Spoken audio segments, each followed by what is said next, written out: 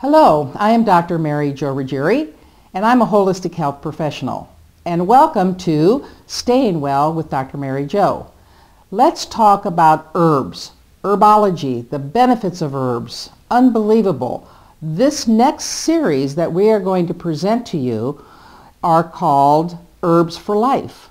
And this is profound because non-invasive, they are popular, they are becoming, fashionable in many cases, no side effects. Very rare do you find any side effects with herbal medicine and herbal health care.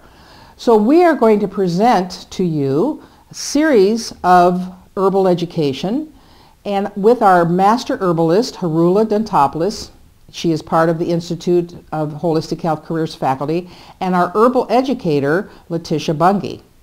Have you wondered if you could have just even a whole idea of herbs? We're going to talk about herbs for digestion, herbs for the liver, herbs for the colon issues, anti-inflammatory, colds and immune systems. Everyone knows, oh, I'm going to get echinacea, I'm going to get golden seal. But let's talk to the professionals about this. Herbs for the nervous system.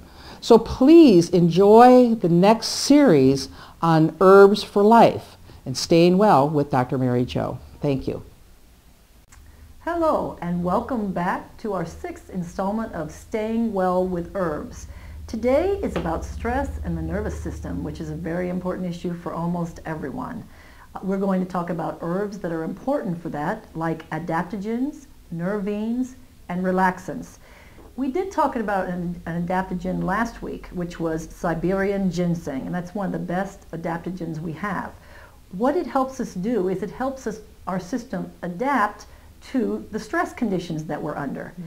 Another thing about adaptogens that's very, very important and that people don't realize and other medicines don't function as is these adaptogens are amphoterics, meaning that with all of our overstressed lives, our systems tend to be in overdrive or hyperactive.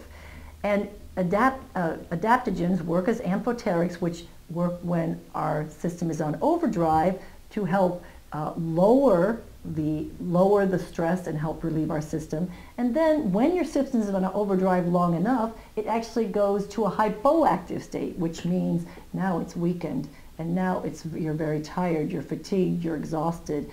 And these amphoterics help also build you back up and strengthen you. So they work whether you're in a hyperactive or hypoactive state to balance you. They're balancers of the system. And with that, I'll turn it over to Harula, who will talk to you about the specific herbs. Harula? That was very nicely put, Letitia. And I'm Harula Dentopoulos again. So adaptogens, amphoterics, these are incredibly important herbs. And one other adaptogen amphoteric that we have besides Siberian Ginseng is again another Indian herb called Ashwaganda. And Ashwaganda is one, it's considered both by Ayurvedic medicine and by a lot of Western practitioners today as one of the best energy boosters that we have. In fact, in India, they call this herb the strength of a horse. Actually, that's what the ashwagandha means, strength of a horse, meaning you really get strong. And by, and therefore, in another kind of way of looking at it, it is also supposed to be something that Indians like a lot to say, an aphrodisiac, because if your immune system is strong, your adrenal system is functioning good, your reproductive system is going to function well. Yes. So we have an herb here that really, really helps the adrenals. And remember that the adrenals are really related to the immune system on what we call the HPA axis, the hypothalamus, the pituitary, and the adrenals.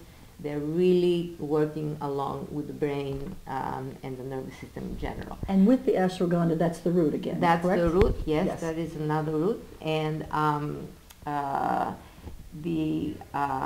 and that's really, therefore, a decoction. You have to do that. So another one that we've mentioned all these last few segments, but we haven't really dealt with specifically, is licorice.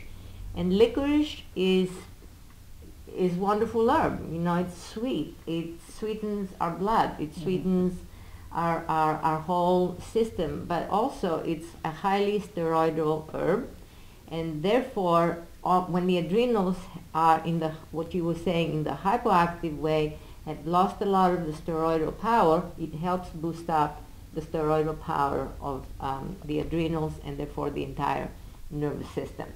And, you know, it builds up our sympathetic drive. As far as nervines, just straight nervines and relaxants go, and licorice, by the way, is a root, Also and the root, also needs to be either decocted or tinctured. And another thing about licorice, if you're making a nice tea with astragalus and reishi and even some other herbs that we haven't even mentioned, licorice is a wonderful herb that ties, according to the Chinese, all of these herbs together. In other words, add a teeny amount of licorice to your tea and it's going to bind it together and blend it together more perfectly. Nervines and relaxants, we have Skullcap.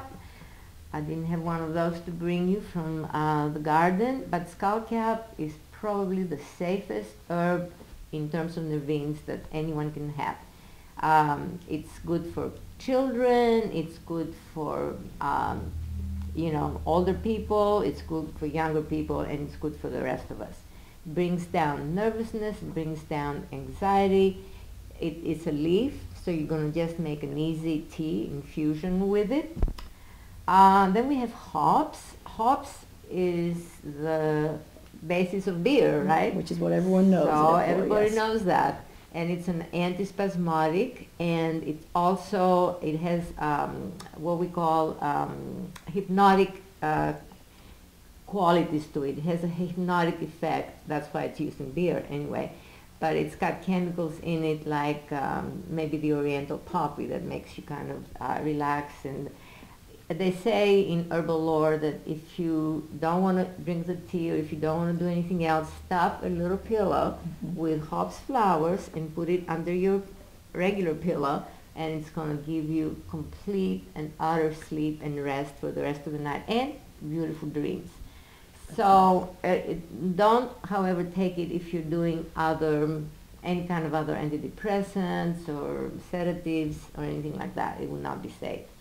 And then two more, Valerian Root. I don't have that one either, but Valerian Root, I think most people know valerian. However, they don't know the fact that it's strong but very safe.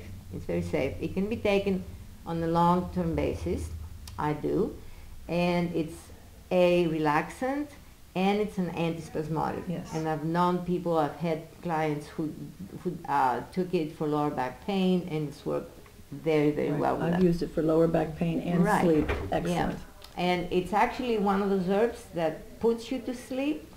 No problems. You just set your head down and you fall asleep. However, you might start waking up in the night, in which case you need this gorgeous plant, and this is passion flower. And passion flower, actually, another wonderful nervine is it keeps you asleep through the night. It has more of a staying power. So you'd use those together? Yes, if you mix your valerian and your passion. Now valerian is a root, so that's a decoction, and this is a flower, and you can have some of the leaves in it too. So that would be an infusion, but then you can always put those two together after you do it. After you're done, yes.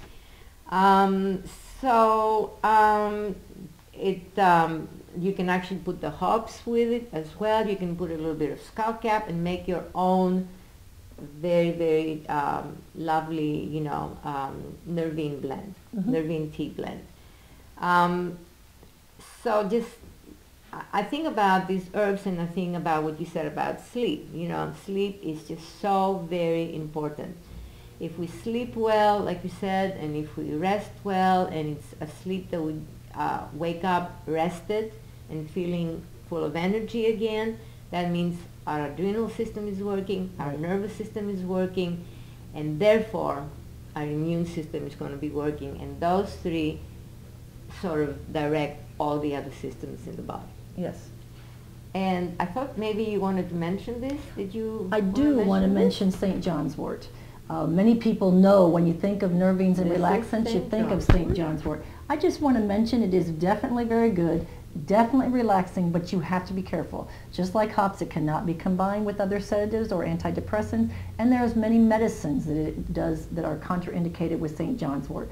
So just check about the contraindications before you use it, and if there aren't any for what you're doing or taking, please consider St. John's wort as well. St. John's wort is a beautiful, beautiful yellow flower. I don't even need to infuse it or anything. I just go and look at the plant, and it's so bright and sunny that, you know, for mild depression, it takes all that away. And I also make oils with it, which can be used externally, because something people don't know about St. John's wort, although it's a well-known herb by now, is that externally and internally it's antiviral. Yes, And it works very well with herpes and shingles, excellently well, along with lemon balm that we discussed way back in Yes. the beginning segments. And externally, it's extremely safe. It's very good for And nerve for pain burns too. and nerve pain, peripheral nerve pain, Mhm. which is why it's good for herpes and shingles. Yes. So, you know, all herbs in their own way can be safe if treated properly, not combined with other herbs, and herbs that might be counterindicated. And there's a lot more that we could tell you about herbs. And, you know, maybe in a future segment we can talk about combinations and counterindications. So use these herbs safely and get all the information you can, and stay well with herbs. Yes. Thank you. Thank you very much.